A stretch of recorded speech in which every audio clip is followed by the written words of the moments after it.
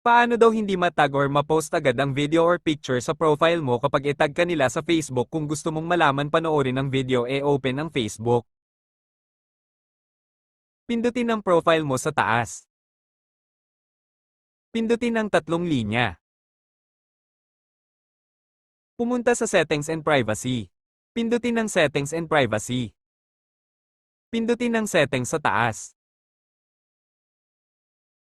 Pumunta sa baba at hanapin ang Audience and Visibility under nito ang Profile Tagging. Pumunta sa baba at hanapin ang Reviewing.